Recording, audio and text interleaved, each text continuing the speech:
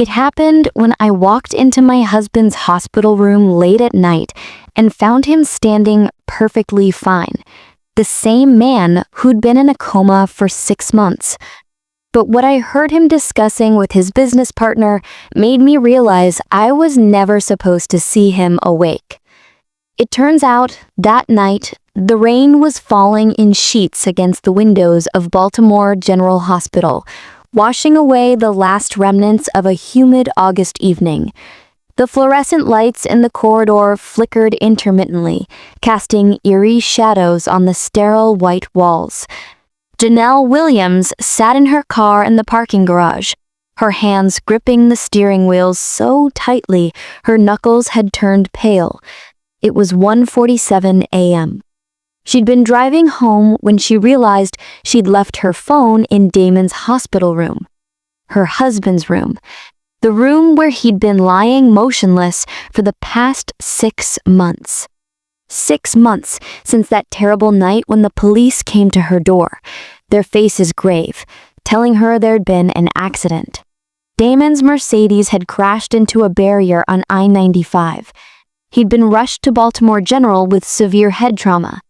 She'd spent 3 days at his bedside while he underwent surgery after surgery, and then he'd slipped into a coma. Dr. Marcus Thompson, the neurosurgeon, had told her the prognosis was uncertain. "Some patients wake up in days," he'd said, his hand on her shoulder. "Others take months. Some never wake up at all. We just have to wait and see." Wait and see. That had become Janelle's life for the past 6 months. She was 35 years old, a successful architect who just landed the biggest commission of her career, a revolutionary mixed-use complex in downtown Baltimore that would transform the waterfront. The project was worth $200 million, and she was the lead designer.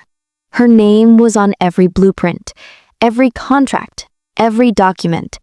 But she'd barely been able to focus on work since the accident. How could she design buildings when her husband was lying in a hospital bed, machines breathing for him, feeding him, keeping him alive? Janelle had been the devoted wife everyone expected her to be. She visited every single day, sometimes twice a day. She read to him, played his favorite music, talked to him about her day, about the projects at work, about nothing and everything. The nurses said coma patients could sometimes hear that familiar voices might help bring them back. So she kept talking, kept hoping, kept praying. Her Aunt Lorraine had been her rock through it all. "That man better wake up and appreciate you," Aunt Lorraine would say, shaking her head. "All this devotion you're showing him."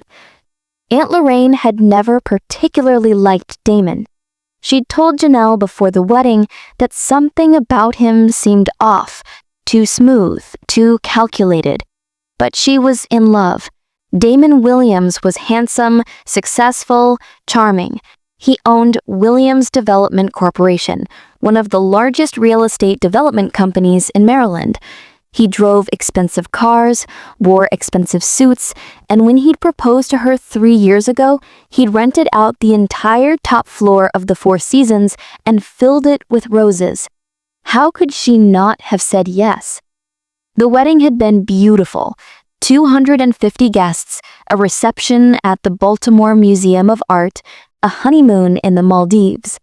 For the first year, everything had been perfect. Damon was attentive, loving, supportive of her career. He'd encouraged her to take on bigger projects, to be bold in her designs. But then things had started to change. Small things at first. He'd become more distant, spending longer hours at work. He'd started traveling more, always with his business partner, Crystal Hayes. Crystal was beautiful, polished, always impeccably dressed. She had skin the color of warm honey and wore her hair in long, flowing braids. Janelle had met her several times at company events, and Crystal had always been friendly, almost too friendly. "You're so lucky to have Damon," Crystal would say, touching Janelle's arm. "He talks about you all the time." But Janelle had noticed the way Crystal looked at her husband, the way her hand would linger on his arm when they talked, the way she'd laugh just a little too loudly at his jokes.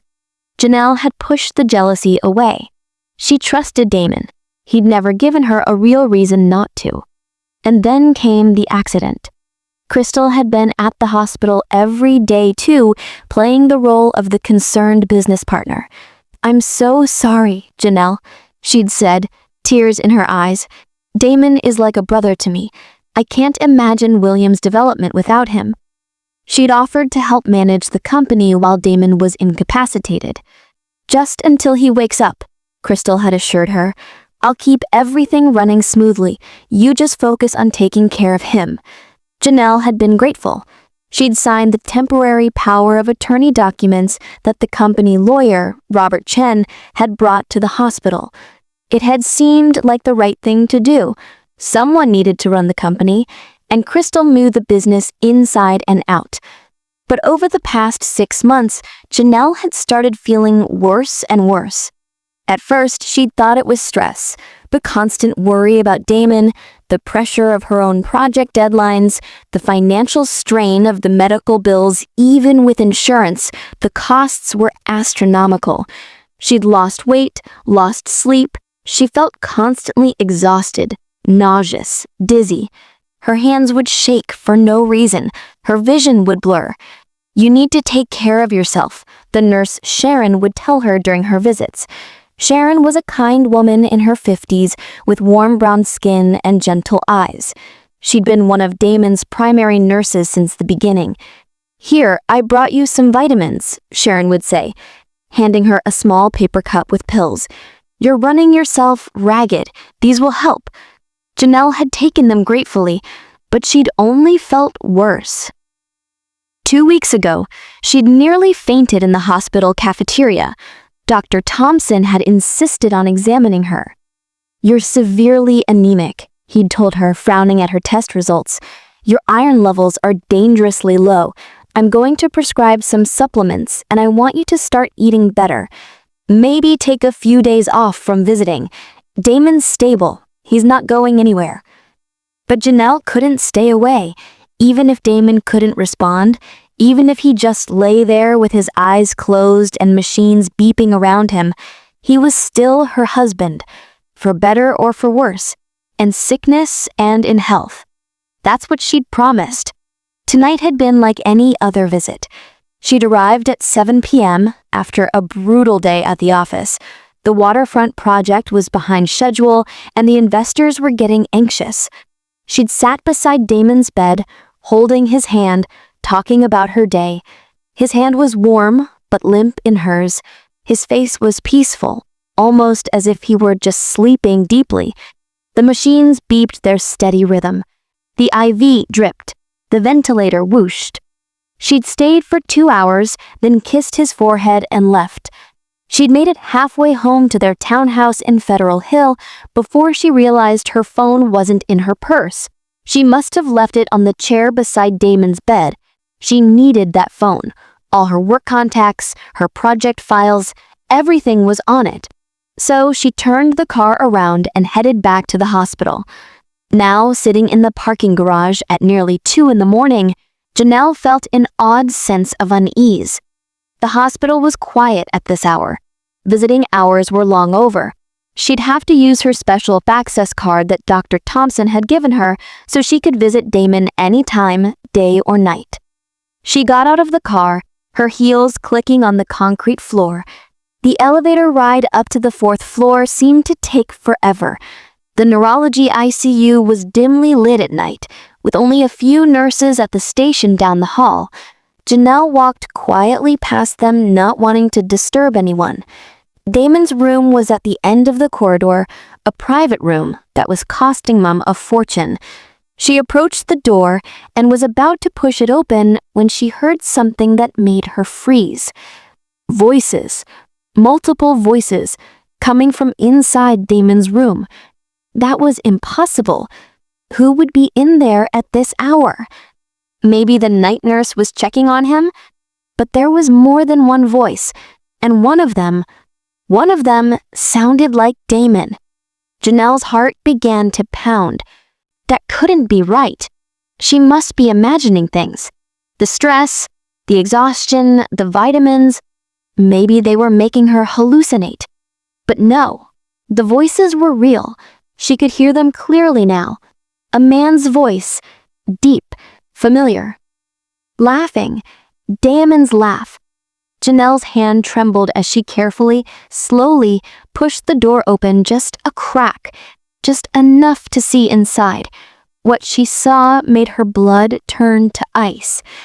Damon was standing, not lying in the bed, not hooked up to machines, standing by the window, perfectly healthy, wearing jeans and a sweater, holding a glass of what looked like whiskey. He was laughing, talking animatedly with two other people in the room. Crystal Hayes stood beside him, her hand on his arm, smiling up at him with obvious affection. And Dr. Marcus Thompson sat in the chair beside the bed that should have held Damon but instead held only rumpled blankets and disconnected monitors. Janelle couldn't breathe. Her mind couldn't process what she was seeing. This had to be a dream, a nightmare. But the voices were so clear, so real. 6 months, Damon was saying, his voice strong and clear, nothing like a man who'd been in a coma. 6 months of lying in that damn bed pretending to be a vegetable while she sits there reading me poetry and crying. I deserve an Oscar. Crystal laughed that musical laugh Janelle had heard at so many company parties. You were very convincing, baby. Even I almost believed it sometimes. Baby. Crystal had called him baby. The hardest part was not laughing when she'd talk about her day, going on and on about her precious building project, as if I cared about her little architectural designs. Dr. Thompson chuckled. Well, those little designs are about to make us all very rich. $200 million for the waterfront complex, all in her name. And when she's gone, it all transfers to you as her husband. Gone? Janelle felt dizzy. What did he mean, gone? How much longer? Damon asked, turning to Dr. Thompson. She's getting sicker, I can see it, but she's still coming here every day. When can we move to the final phase? Dr. Thompson consulted a small notebook. The poison is working exactly as planned. Her iron levels are dangerously low. She's anemic, weak, disoriented. Sharon's been very reliable with the vitamin delivery system. I'd say another 2 weeks, maybe 3, and she'll be weak enough that the suicide will be completely believable. Suicide. The word hit Janelle like a physical blow. They were poisoning her. The vitamins. Sharon's vitamins. That's why she'd been feeling so sick. And you're sure it will look natural? Crystal asked, her voice tinged with concern, though not for Janelle's well-being. The last thing we need is an investigation. Completely natural, Dr. Thompson assured her. Depression over her husband's condition, the stress of managing everything alone, the financial pressure. She'll write a suicide note, take an overdose of sleeping pills right here in this room beside her beloved husband's bed. It's tragic, really. Poetic, even. And then 2 days later, Damon said, his voice cold and calculating, I tragically succumbed to my injuries. Dr. Thompson pronounces me dead. Crystal, as my business partner and emergency contact, handles the arrangements. Very small, private funeral. Closed casket, of course. And then, Crystal prompted, though she clearly knew the answer, she was playing along, enjoying the recap of their plan. And then, Damon said, pulling Crystal close to him, Marcus here provides me with a new identity. I've got a passport waiting, birth certificate, the works. We wait a respectable 3 months, then Damon Williams, who tragically died in the hospital, rises from the dead as David Warner in the Cayman Islands. And I join you there as your grieving business partner who just needs to get away from all the sadness. With $200 million from Janelle's project that I've already sold to the Chinese investors.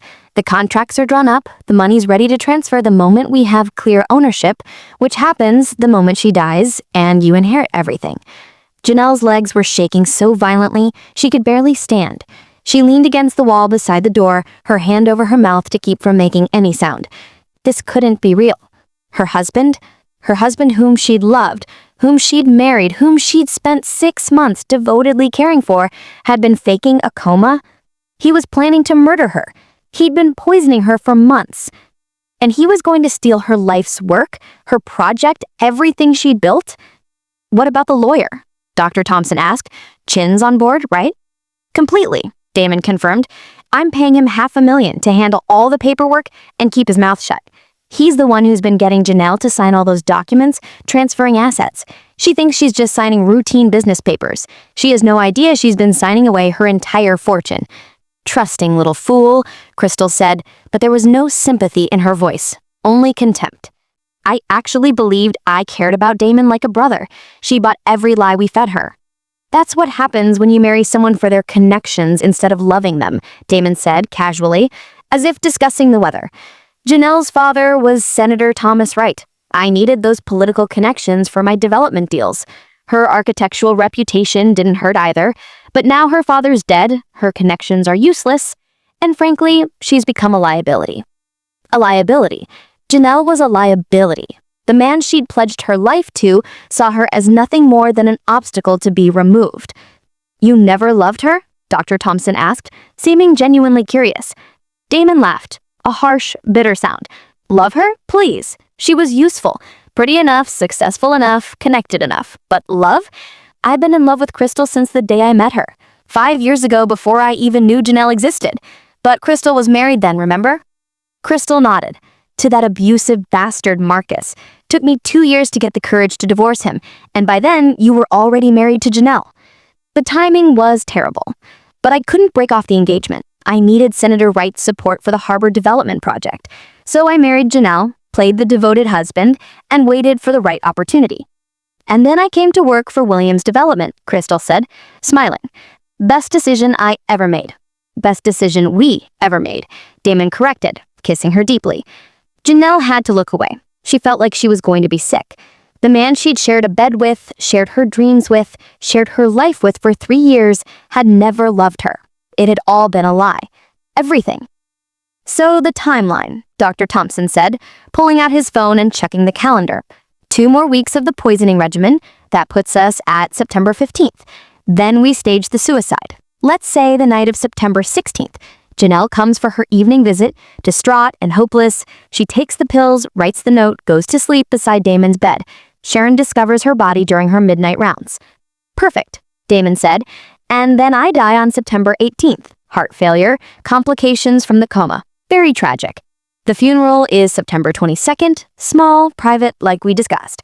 I'll have the death certificate ready, and the cremation will happen immediately afterward. No body means no one can ever prove anything. Then I disappeared to the Cayman Islands on September 25th. Crystal, you handle the estate. Transfer the funds, sell the company assets, everything. Then you join me October 15th. 1 month later, we're living in paradise with $200 million. The 3 of them stood there in Damon's hospital room, smiling, congratulating each other on their brilliant plan. They were planning Janelle's murder with the same casualness that people might plan a vacation. September 16th, 2 weeks from now. They were going to kill her in 2 weeks. Janelle's phone. She needed her phone. It was still on the chair inside the room, but there was no way she could go in there now. They'd see her. They'd know she'd heard everything. And if they knew, they might kill her tonight instead of waiting 2 weeks. She had to get out of there. She had to think. She had to figure out what to do. Janelle slowly, carefully backed away from the door. Her heart was pounding so loudly, she was sure they could hear it. But the voices inside continued, oblivious to her presence. She turned and walked as quickly as she dared down the hallway, past the nurse's station. One of the nurses looked up and smiled. Mrs. Williams, back so soon? Did you forget something? Janelle forced her face into a calm expression, though inside she was screaming. Yes, but it's okay. I'll get it tomorrow. I just remembered I have an early meeting. Have a good night. You too, honey. Get some rest. Rest. As if she could ever rest again. Janelle made it to the elevator, to the parking garage, to her car. She sat in the driver's seat, her whole body shaking violently. For several minutes, she couldn't move, couldn't think, couldn't process what she'd just seen and heard. Her husband was alive. He'd been alive this whole time, faking a coma for 6 months, lying in that bed, listening to her pour her heart out to him, and the whole time he was planning to murder her. He'd been poisoning her for months. The vitamins, Sharon's vitamins, they'd been poison. They'd been slowly killing her for months. That's why she felt so terrible. That's why she couldn't think straight, couldn't eat, couldn't function. They were preparing her body for the suicide so it would look believable. And her phone was still in that room. They'd find it. They'd know she'd been there. Unless they didn't check. Unless they just assumed she'd left it somewhere else. Maybe she'd gotten lucky. Maybe they were too absorbed in their planning to notice. Janelle pulled out of the parking garage and drove. She didn't know where she was going at first. Just away. Away from that hospital. Away from those monsters. Away from the nightmare her life had become. Eventually, muscle memory took her to Aunt Lorraine's house in Catonsville. It was after 2:30 in the morning, but Janelle didn't care. She parked on the street and ran to the door, pounding on it desperately. Aunt Lorraine, please! The porch light came on. The door opened. Aunt Lorraine stood there in her bathrobe, her gray locks pulled back, her face creased with sleep and concern. Janelle? Baby, what's wrong? What happened? Janelle collapsed into her aunt's arms, finally letting the tears come. Great, heaving sobs that shook her entire body. He's alive! Damon's alive! He's been faking it! They're going to kill me! They've been poisoning me! Aunt Lorraine pulled her inside, locked the door, and guided her to the couch. Slow down, baby. Slow down and tell me everything. So Janelle told her. Everything. From the beginning to the end. The accident that wasn't really an accident. The 6 months of devoted care for a man who was never actually in a coma. The vitamins that were actually poison. Crystal and Dr. Thompson and the lawyer. The plan to stage her suicide in 2 weeks. The $200 million they planned to steal. Damon's new identity in the Cayman Islands. All of it. Aunt Lorraine listened in silence, her face growing harder and colder with every word. When Janelle finished, her aunt sat back and was quiet for a long moment. That son of a bitch, Aunt Lorraine finally said, her voice deadly calm. That lying, evil son of a bitch. Janelle had never heard her aunt swear before. Aunt Lorraine was a retired FBI agent who'd spent 30 years bringing down criminals. She was tough, smart, and deeply religious. For her to curse meant she was truly furious. What do I do? Janelle asked, wiping her eyes. I can't go to the police. I have no proof. It's just my word against theirs. They'll say I'm stressed, imagining things, that my husband's in a coma and I'm having a breakdown. You're right, Aunt Lorraine said, standing up and beginning to pace. Her mind was already working, falling back into investigator mode. If you go to the police now with just this story, they won't believe you. Damon will wake up miraculously from his coma. Dr. Thompson will say it was a natural recovery, and they'll paint you as an unstable woman who's been under too much stress. They might even have you committed. The thought terrified Janelle. So what do I do? Just wait for them to kill me? Absolutely not, Aunt Lorraine said firmly. We build a case. We get evidence. Real, concrete, undeniable evidence. And then we destroy them. Janelle looked at her aunt with a mixture of hope and fear. How? Aunt Lorraine sat back down, taking Janelle's hands in hers. First, tell me, did they see you tonight? Do they know you were there? No, Janelle said. I don't think so. I was very quiet. They were too busy talking to notice. Good. That's good. So they don't know you know. That's our advantage. Aunt Lorraine squeezed her hands. Second question, your phone. You said you left it in the room. Janelle nodded miserably. On the chair beside the bed. But maybe they won't notice it. Maybe they'll think I left it somewhere else. We have to assume they'll find it, which means you need to go back tomorrow during normal visiting hours and act completely normal. Say you realized you left your phone there yesterday evening. Can you do that? Can you see Damon in that bed, knowing he's faking it, and act like everything is fine? Janelle's stomach churned at the thought. I don't know. I don't know if I can look at him without screaming. You have to, Aunt Lorraine said gently but firmly. Your life depends on it. If they suspect you know, they'll kill you immediately. Not in 2 weeks, tonight, tomorrow, as soon as they can make it look like an accident.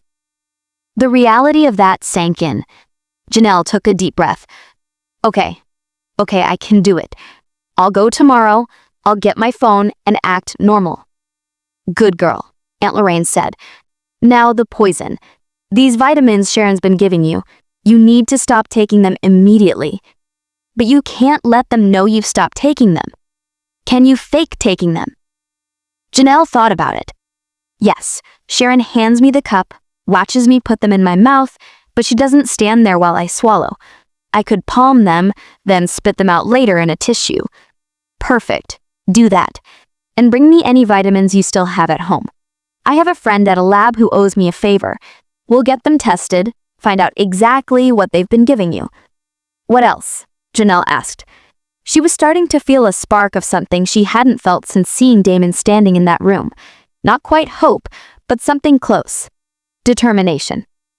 We need to document everything, Aunt Lorraine said, moving into full planning mode. I'm going to call my old partner at the FBI, Agent Marcus Black. He's still active, working white-collar crime now. I'll brief him on the situation, but we'll need to give him something concrete before he can open an official investigation. What kind of something? Janelle asked. Recordings, Aunt Lorraine said. Video, audio, anything. We need to catch them talking about the plan again. We need to catch Dr. Thompson admitting to the fake coma. We need to catch Sharon talking about the poison. We need to catch Damon and Crystal together, proving their relationship. How am I supposed to do that? I'm an architect, not a spy. You're not a spy, Aunt Lorraine agreed. But you're smart, you're strong, and you're fighting for your life. That makes you dangerous. She pulled out her phone and started making notes. Tomorrow, you're going to the hospital like normal. Get your phone, act devastated about Damon, thank Sharon for the vitamins, and palm them like we discussed. But while you're there, I want you to really look around. Where are the security cameras? Are there any blind spots? Is there anywhere you could hide a recording device? Janelle thought about the layout of Damon's room. There are cameras in the hallway, but not inside the private rooms, patient privacy laws. The room has a private bathroom, and there's a closet where they keep supplies. Good, Aunt Lorraine said. Tomorrow night, I'm going to give you a very small recording device. It's about the size of a button.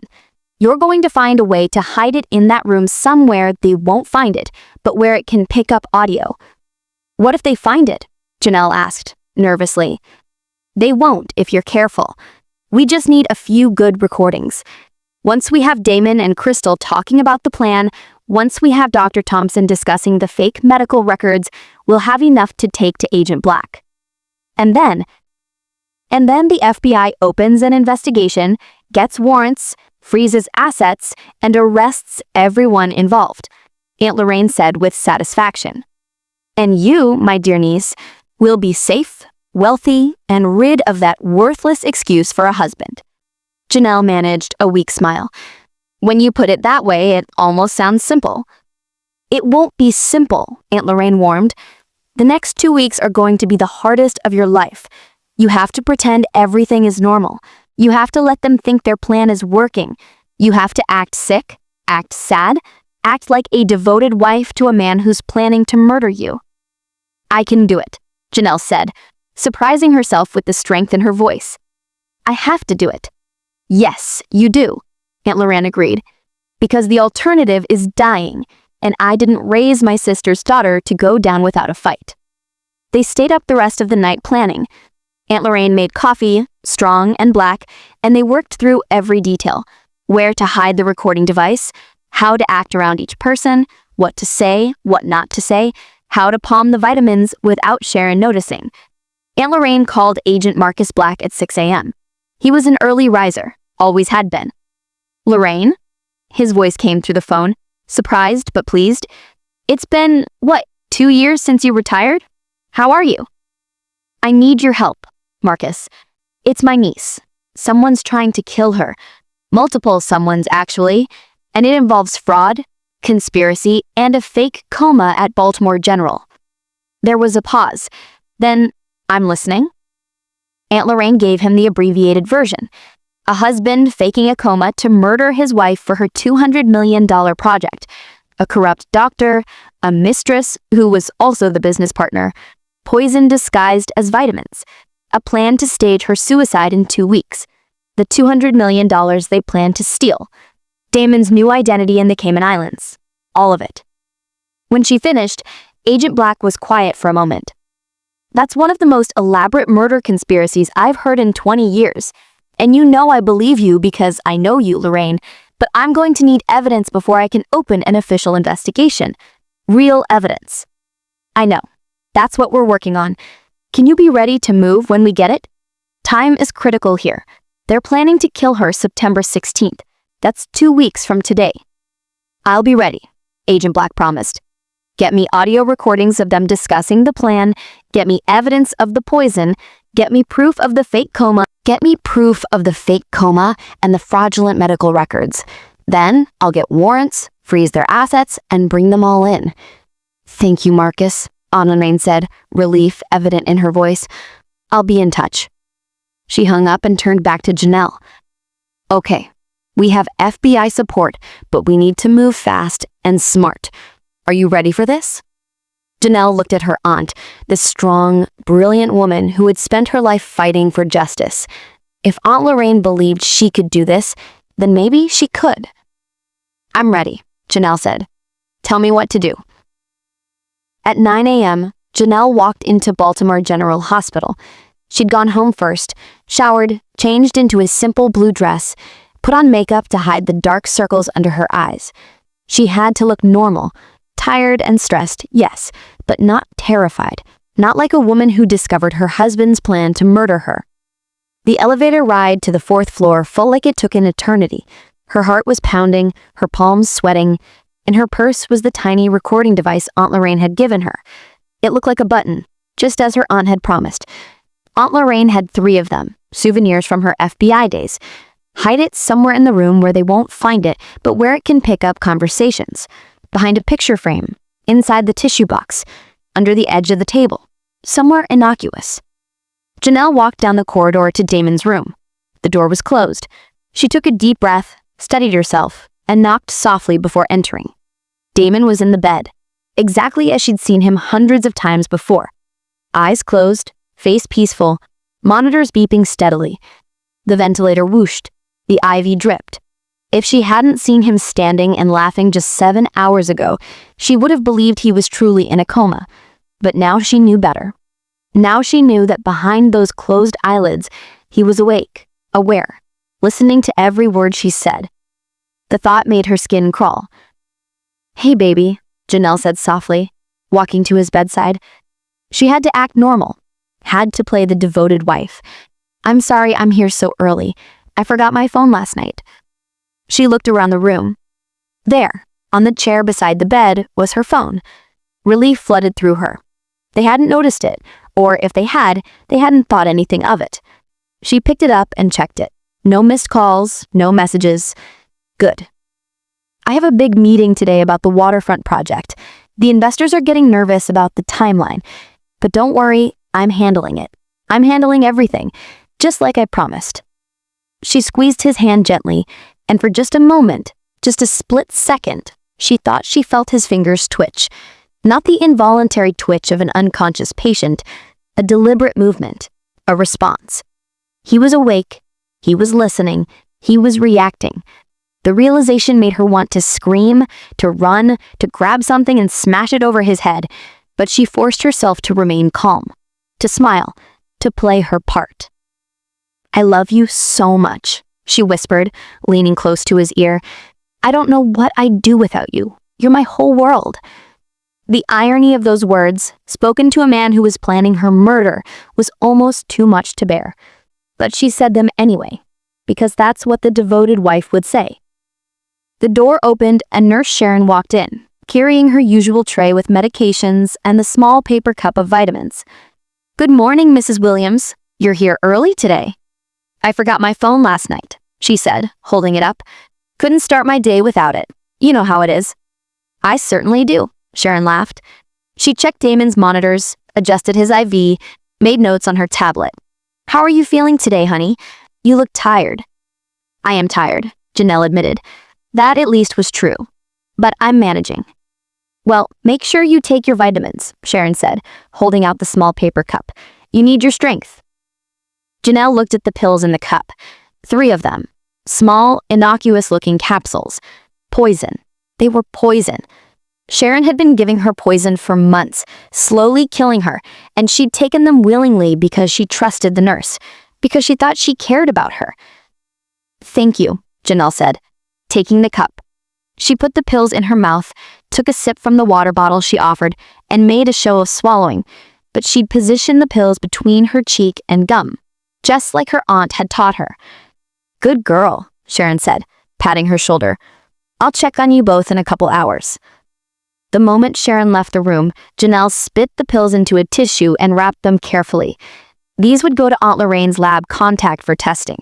Evidence. Now for the recording device. Janelle looked around the room carefully. Where could she hide it? The pictures on the wall were too obvious. Someone might take them down. The tissue box was a possibility, but Sharon or another nurse might replace it. Her eyes fell on the small plant on the windowsill, a peace lily that Janelle had brought weeks ago to brighten up the room. It was in a ceramic pot with a drainage saucer underneath. Perfect. Janelle walked to the window, pretending to adjust the blinds. "The sun's so bright today, baby," she said aloud, maintaining the pretense of talking to her unconscious husband. She lifted the pot slightly and pressed the button-sized device to the underside of the drainage saucer. It stuck immediately, held in place by the adhesive backing. She set the pot back down. Done. The device was hidden, positioned to pick up conversations in the room. Now she just had to wait for Damon, Crystal, and Dr. Thompson to have another planning session. Janelle spent another 20 minutes in the room, reading aloud from a book she had brought, playing the devoted wife. But the whole time, her mind was racing. She had one recording device in place. She needed more. She needed to catch them discussing the details. She needed proof that would stand up in court. Finally, she stood. "I have to go to work, baby, but I'll be back tonight, like always. I love you." She kissed his forehead, her skin crawling at the contact. Then she left. In her car, Janelle called Aunt Lorraine. "It's done. The device is in place under the plant pot by the window, and I have the pills from today." "Good work," Aunt Lorraine said proudly. "Drop the pills off at my house. My lab contact is coming by this afternoon to pick them up. We should have results by tomorrow."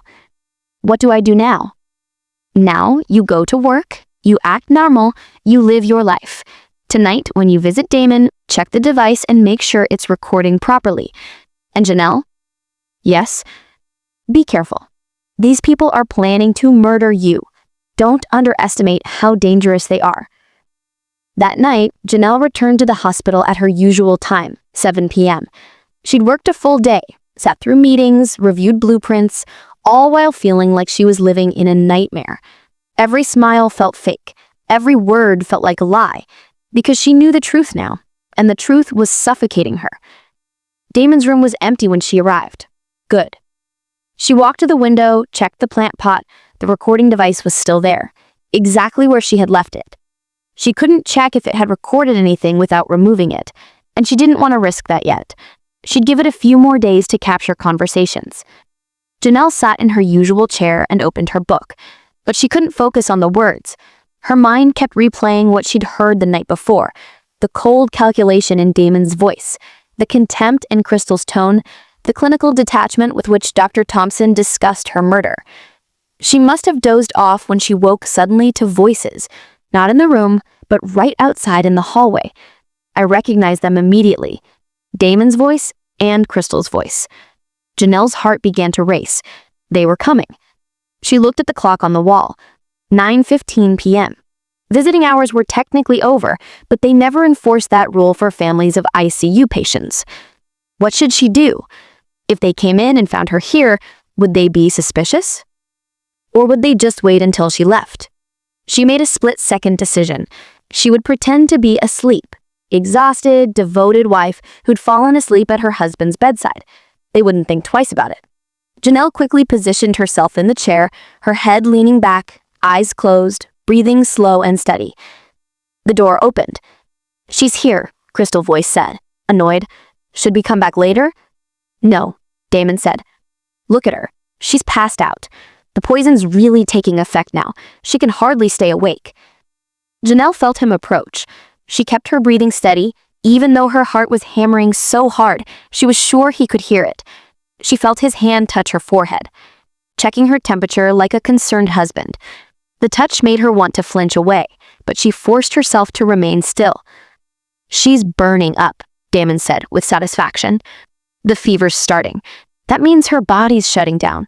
Won't be long now." "Poor thing," Crystal said, but there was no sympathy in her voice, only mockery. "She really loved you, you know. Even now, she's here every day. It's almost sad." "It's pathetic," Damon corrected. "She's pathetic, always has been. I can't wait to be rid of her." Dr. Thompson's voice joined them. "I just checked her latest blood work. Her iron levels are critical. Her liver function is declining. Another week, maybe less, and her body will be too weak to fight off anything. At that point, the overdose will look completely natural. A woman at the end of her rope, exhausted, sick, depressed. No one will question it." "And the note?" Crystal asked. "I've been composing it for weeks. I've studied her handwriting, her speech patterns. I have samples from all those cards she's written to Damon.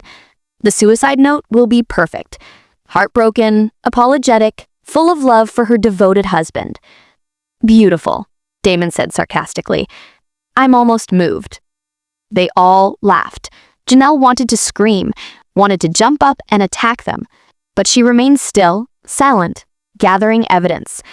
The recording device under the plant pot was capturing every word, every confession, every detail of their plan. Breaking news. FBI arrests 5 people in elaborate murder-for-hire conspiracy at Baltimore General Hospital. The victim, architect Janelle Williams, discovered her husband, Damon Williams, had been faking a coma for 6 months as part of a plot to murder her and steal her $200 million waterfront development project. Janelle watched as they showed footage of Damon being led out of the hospital in handcuffs, no longer pretending to be paralyzed, no longer the victim. Now he was exactly what he really was, a criminal. Agent Black called Janelle an hour later. "It's done. They're all in custody. You're safe now." Janelle burst into tears. Not tears of sadness, but relief. Pure, overwhelming relief. "Thank you," she whispered. "Thank you so much." "You did this," Agent Black said. "Your courage, your intelligence, your willingness to gather evidence even when you were terrified. You saved your own life, Janelle. Never forget that." The next few days were a whirlwind. The FBI seized all of Damon's assets, all of Crystal's accounts, everything. They found the fake passport for David Warner. They found the villa in the Cayman Islands that had been purchased under a shell company. They found emails, text messages, financial records, everything. The lab results came back on the vitamins Sharon had been giving Janelle. Arsenic, in small, carefully measured doses designed to slowly poison her over months without triggering immediate suspicion. If Janelle had continued taking them for another week, her organs would have started failing. 2 weeks, and she would have been dead. The media went into a frenzy. The story had everything: wealth, betrayal, a fake coma, poison, murder conspiracy. Janelle's face was on every news channel, every website. "Architect discovers husband's murder plot," the headline screamed. Janelle gave one press conference, standing on the steps of the FBI building with Aunt Lorraine beside her. "I want to thank the FBI, especially Agent Marcus Black and my aunt, former Agent Lorraine Wright, for helping me expose this conspiracy," Janelle said, her voice steady. "I also want to say this to anyone who might be in a similar situation. Trust your instincts. If something feels wrong, investigate. Don't ignore the signs. And most importantly, don't assume that the people closest to you have your best interests at heart." The reporters shouted questions. "Mrs. Williams, how did you feel when you discovered your husband was faking his coma?" "Betrayed," Janelle said simply, "devastated, but also angry, and that anger gave me the strength to fight back." "What will you do now?" "I'm going to finish my waterfront project. I'm going to take back my life, and I'm going to make sure these people face justice for what they tried to do." The trial began 3 months later. The prosecution had an overwhelming amount of evidence: the recording of Damon, Crystal, and Dr. Thompson discussing the murder plan in detail, The lab results showing arsenic in the vitamins, the fake passport, the financial records showing payments to Robert Chen and to a criminal known as the Cleaner who specialized in staging accidents. Emails between all the conspirators, Damon's fake medical records, everything. Damon's lawyer tried to argue that he'd actually been in a coma and had only recently woken up, but the evidence destroyed that defense immediately. Security camera footage from the hospital showed Damon walking around late at night when there were fewer staff members. A nurse who hadn't been paid off testified that she'd once walked in on Damon sitting up in bed, eating a sandwich, and he'd threatened her to keep quiet. Phone records showed calls between Damon and Crystal throughout the entire 6 months he was supposedly comatose. Crystal's lawyer tried to claim she didn't know about the murder plot, that she'd only been helping run the company, but the recordings proved otherwise. Her voice, clear as day, discussing the timeline of Janelle's death, discussing the $200 million they'd steal, discussing joining Damon in the Cayman Islands. Dr. Thompson's defense was the most pathetic. He claimed he'd been coerced, threatened by Damon. But investigators found that Dr. Thompson had done this before. 2 other patients in his care over the past decade had died under suspicious circumstances, both with large insurance policies. He was a serial killer in a doctor's coat. Sharon broke down on the witness stand. They told me if I didn't help, they'd hurt my daughter, my little girl. I was scared. I didn't know what to do. The prosecution showed that Sharon had been paid $50,000 deposited in monthly installments over 6 months. Her daughter had never been threatened. She'd done it for money. Robert Chen tried to claim attorney-client privilege, but the judge ruled that privilege doesn't extend to conspiracy to commit murder. His emails showed that he'd been actively helping plan Janelle's death, not just providing legal advice. The trial lasted 6 weeks. The jury deliberated for 3 hours. Guilty. All of them. Guilty on all counts. The sentencing hearing was 2 weeks later. Janelle sat in the courtroom, flanked by Aunt Lorraine and Agent Black. One by one, the conspirators were brought before the judge. Damon Williams was sentenced first. "Mr. Williams," the judge said, her voice hard as steel, "you orchestrated one of the most elaborate and cold-blooded murder conspiracies this court has ever seen. You faked a coma for 6 months.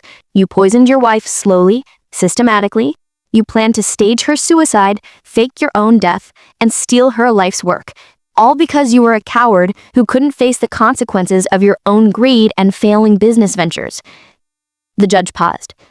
"You showed no remorse, no humanity. You saw your wife as nothing more than an obstacle to be removed. For conspiracy to commit murder, attempted murder, fraud, and a dozen other charges, I sentence you to life in prison without the possibility of parole." Damon's face went pale. Life without parole. He'd never be free. He'd die in prison. Crystal Hayes was sentenced next. "Miss Hayes, you were not just a willing participant in this conspiracy. You were an architect of it. You helped plan every detail of Janelle Williams' murder. You stood by and watched as she was slowly poisoned. You looked forward to her death so you could steal her money and run away with her husband.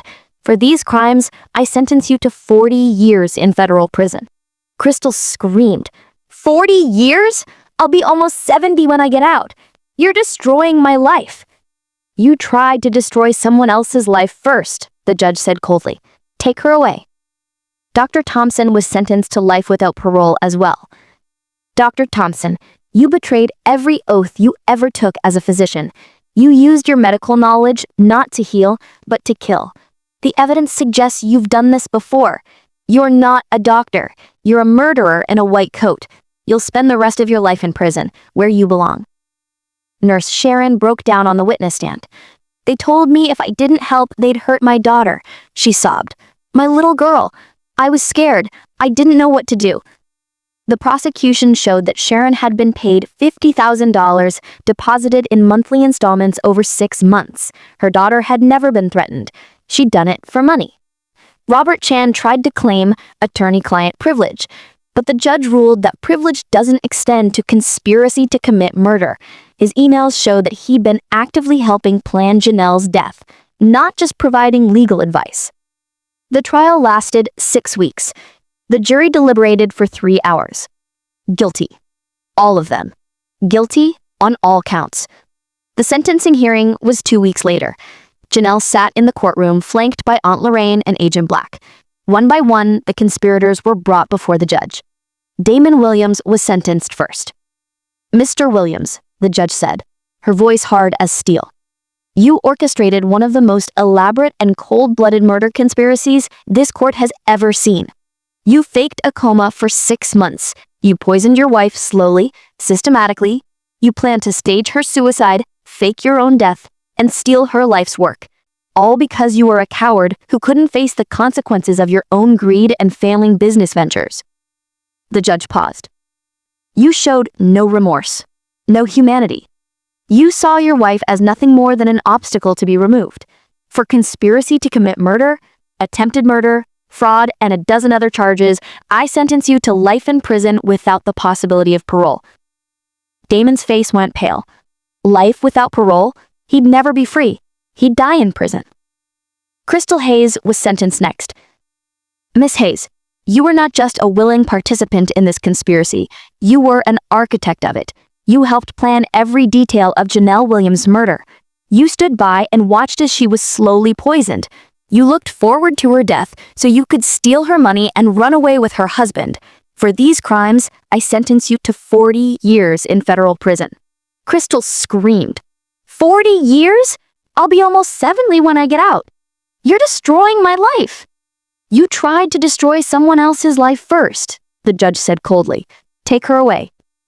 Dr. Thompson was sentenced to life without parole as well. Dr. Thompson, you betrayed every oath you ever took as a physician. You used your medical knowledge not to heal, but to kill. The evidence suggests you've done this before. You're not a doctor. You're a murderer in a white coat. You'll spend the rest of your life in prison, where you belong. Nurse Sharon, because she'd cooperated with investigators and shown genuine remorse, received a lighter sentence, 25 years with the possibility of parole after 15. You had a choice, Miss Blake. You chose money over morality. You chose to poison an innocent woman rather than go to the police. Your cooperation is noted, but it doesn't erase what you did. Robert Chen received 30 years for his role in the conspiracy. You were supposed to be a guardian of the law, the judge told him. Instead, you prostituted your legal knowledge to help plan a murder. You're a disgrace to your profession. When it was over, when they'd all been sentenced and led away in chains, Janelle stood outside the courthouse. Reporters swarmed around her, but she only gave a brief statement. Justice has been served today, she said. 5 people who conspired to murder me are going to prison for a very long time. I want to thank everyone who helped bring them to justice. And I want to say this, I refuse to be defined by what they tried to do to me. I'm a survivor. I'm an architect. I'm a woman who fought back and won. And now I'm going to live my life to the fullest. 6 months after the trial, Janelle stood at the groundbreaking ceremony for her waterfront development project, the project that had almost cost her her life. The $200 million complex that Damon and Crystal had tried to steal. She wore a hard hat and held a golden shovel. Hundreds of people were there. Investors, city officials, reporters, and Aunt Lorraine, of course. This project represents more than just buildings, Janelle said into the microphone. It represents resilience. It represents justice. It represents what happens when you refuse to let evil win. She drove the shovel into the ground to thunderous applause. 1 year later, Janelle's life had completely transformed. She'd sold Williams Development Corporation and used the money to start her own architecture firm, Wright Designs, named after her father. She'd hired an all-female team of architects, designers, and engineers.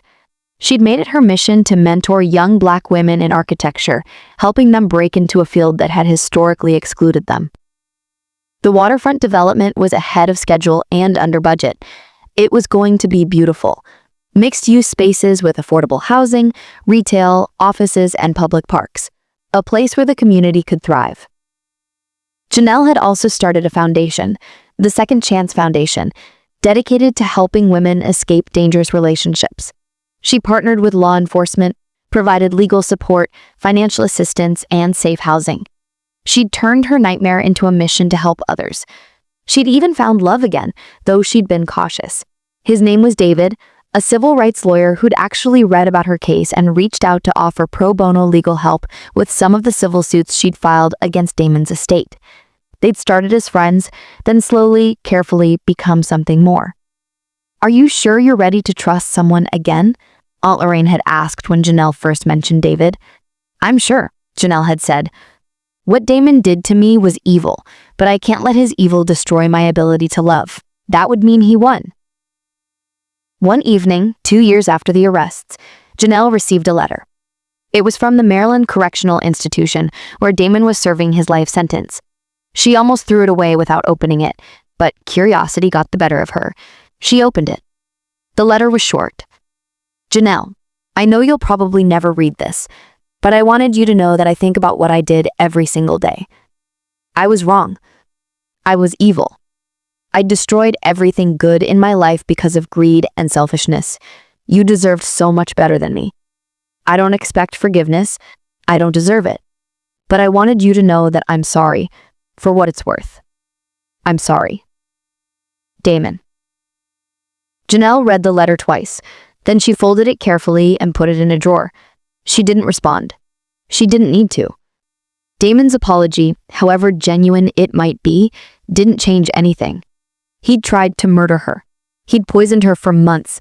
He'd planned to steal her life's work. He was exactly where he belonged, in prison, paying for his crimes.